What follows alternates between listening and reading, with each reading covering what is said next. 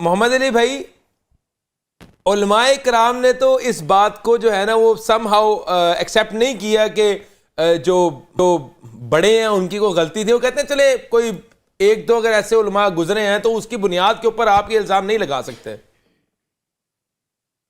جی کاش ہمارے علماء سننے کا حوصلہ رکھے تو میں دو چار باتیں عرض کر دیتا ہوں. جی آپ نے اب آپ کے پاس پورا ٹائم ہے, آپ نے بولنا ہے. جی شاہ صاحب نے جو فرمایا میں 100% اس کی تائید کرتا ہوں, لیکن شاہ صاحب جو فرما رہے ہیں یہ مسئلہ ہے ہی نہیں ہے. ہم نے فروعی مسائل کو یہاں ڈسکس نہیں کر رہے, میں بات کر رہا ہوں عقیدوں کی. رفع الیدین کا, آمین بالجہر کا, ارسال الیدین کا کیا لینا دینا عقیدوں کے ساتھ. ایک فرقہ یہ کہتا ہے جو رسول اللہ کا علم غیب نہ مانے وہ گستاخ رسول. دوسرا کہتا ہے کہ جو رسول اللہ کے لیے علم غیب مانے گا وہ یہ ہو جائے گا. تو میرے بھائی بات ہو رہی ہے عقائد کی. عقائد میں ان کی حالت یہ ہے کہ یہ میری طرف سے علماء کرام کی خدمت میں عاجزانہ ریکویسٹ ہے کہ اس وقت تمام مکاتب فکر کے جو بڑے بڑے علماء ہیں, میں شیعہ کو نکال دیتا ہوں, ان میں کافی ٹالرنس ہے.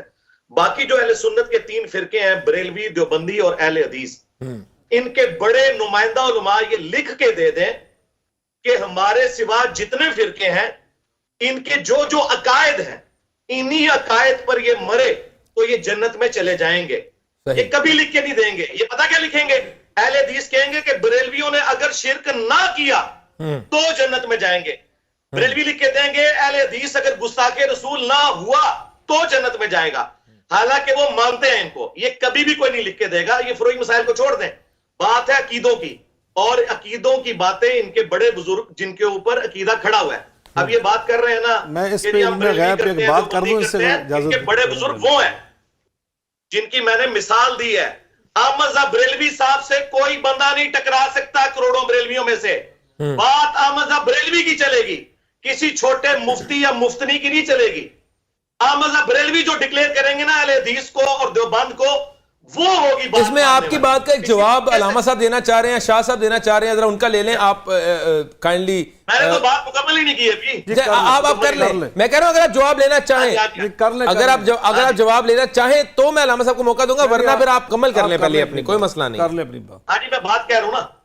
علامہ صاحب سے میں عرض کروں گا کہ احمد صاحب بریلوی صاحب جو کہیں گے نا وہ عقیدہ ہوگا بریلویوں کا. باقی پوری دنیا کے بریلوی مولوی مل کے جو مرضی بات کرتے رہے, وہ لیپا پوتی کر رہے ہیں. اسی طریقے سے جو بند کا عقیدہ وہ ہے جو المحند میں لکھا ہوا ہے, جس میں انہوں نے بریلویوں کو شیطانی لشکر اور اہل حدیث کو خوارج کی جماعت کا ہے. اب پوری دنیا کے جو بندی اکٹھے ہو کے کعبے میں بھی مجھے کوئی بات کرے نا تو جھوٹ بول رہے ہیں, بالکل جھوٹ بول رہے ہیں, اور ان کا دفاع کرنے والے بھی بالکل لیپا پوتی کر رہے ہیں. اور یہی وجہ ہے کہ ہم فرقہ واریت سے نکل نہیں سکے آج تک کہ ہمارے بڑوں نے توڑا ہے امت کو. اور ان بڑوں سے مراد امام حنیفہ, امام شافعی, احمد بن حنبل, امام مالک نہیں ہے. ٹھیک ہے, یہ ان بڑوں سے مراد ہے کہ ایک امام حنیفہ کے ماننے والے کروڑوں بریلوی ہیں اور کروڑوں دیوبندی ہیں, دونوں ایک دوسرے کو مسلمان نہیں سمجھتے.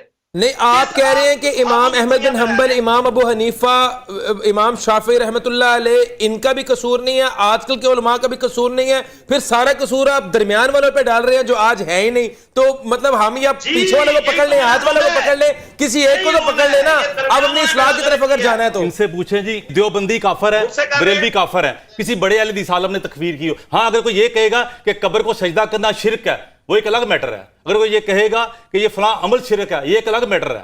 لیکن کہ جی دیوبندی کافر ہے, بریلوی کافر ہے, کسی بڑے اہل حدیث عالم نے. اب یہ نہیں ہے کہ چیچوں کی ملیا کا کوئی عام مولوی جس نے 4 صفحے کا رسالہ لکھا ہو دیوبندی اور بریلوی کے خلاف اٹھا کر دلیل کے طور پہ جی علی بھائی کسی بڑے عالم دین کا نام بتائیں. مولانا صلاح اللہ برسری کیا بتائیں. جی ٹائم قیامت تک ہے. وہ ٹائم قیامت تک آپ کا کب آئے گا؟ لکھ کے دیں. احمد صاحب بریلوی صاحب سے دکھائیں کہ انہوں نے کہا کہ دیوبندی مسلمان ہے. میرے سوال کا جواب نہیں. ابو بکر قدوسی صاحب کا سوال میں ریپیٹ کرتا ہوں. محمد علی بھائی, ابو بکر قدوسی صاحب کا سوال تھا. احمد صاحب بریلوی صاحب نے ملفوظات میں لکھا ہے کہ دیوبند اہل حدیث کافر ہے. سوال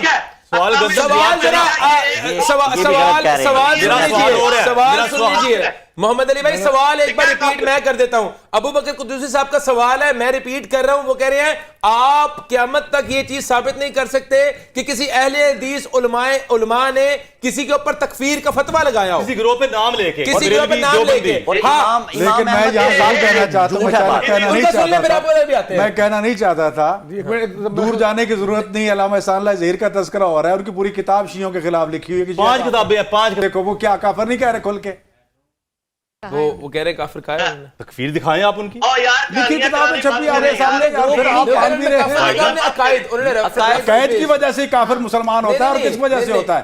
بات تو پہلے عقائد کی, عقائد ہے تو نمازیں ٹھیک ہے نا, اگر عقیدہ ہی باطل تو نمازیں روزے کیا کام آئیں گے؟ دیکھیے ایک ہوتا ہے ایک گروہ کی تکفیر کرنا کہ یہ گروہ کافر ہے, دیکھو میرے بھائی, جو ایک ہوتا ہے عقیدے کو برداشت کرنا. جو مرزا صاحب بات کر رہے ہیں تلق تجربات بہت زیادہ ہیں, ہمیں یہ باتیں اس نیشنل میڈیا پہ نہیں کرنی چاہیے. اگر آئیں گے اس طرف تو بہت سے کام خراب بھی کرتے ہیں. بات سنیں یار شاہ صاحب, کہ ایسے رواداری علی بھائی صاحب کے اندر, علی صاحب کے لیے ان کے اندر برداشت موجود ہے, جو چاہتے ہیں کہ ہم قریب ہوں. ورنہ آپ اگر جائیں تو اس میں سب سے بڑا کردار میں ملکوں کا نام لڑائی نہیں ہونی چاہیے. لڑائی تو ہے ہی نہیں, یہ تو بڑا انہوں نے خوبصورت انداز سے پیش فرمایا ہے کہ بڑوں نے تکفیر کی ہے تو چھوٹوں میں یہ جرت نہیں ہے کہ وہ اس کے سامنے کھڑے ہو سکیں, یہ ان کا موقف ہے. تو اس ضمن میں ایک عرض کرنا چاہتا ہوں کہ پہلی تو بات یہ ہے کہ صحابہ کرام رضوان اللہ تعالی علیہم اجمعین, ان کا جو انداز ہے وہ ہمارے لیے ایک اعلیٰ نمونہ ہے. ٹھیک ہے, فَإِنْ آمَنُوا بِمِثْلِ مَا آمَنْتُمْ بِهِ فَقَدِ اهْتَدَوْا, ہم نے ان کے نقش قدم پر چلنا ہے. لَقَدْ رَضِيَ اللَّهُ عَنِ الْمُؤْمِنِينَ, لَقَدْ رَضِيَ اللَّهُ, فرمایا اللہ رب العالمین کے وَالسَّابِقُونَ الْأَوَّلُونَ مِنَ الْمُهَاجِرِينَ وَالْأَنصَارِ وَالَّذِينَ اتَّبَعُوهُم بِإِحْسَانٍ رضی اللہ عنہ ورضوا. تو ان کے انداز کیا تھا؟ حضرت عمر فاروق رضی اللہ تعالیٰ کے صاحبزادے حضرت عبداللہ بن عمر رضی اللہ تعالیٰ عنہما, ان سے آ کر کسی آدمی نے سوال کیا کہ حج تمتع کے بارے میں آپ کیا کہتے ہیں؟ تو انہوں نے نبی صلی اللہ علیہ وسلم کی حدیث کے مطابق اس کا جواب دیا. تو انہوں نے کہا کہ آپ کے ابا جان حضرت عمر فاروق وہ تو اس طرح کہتے تھے.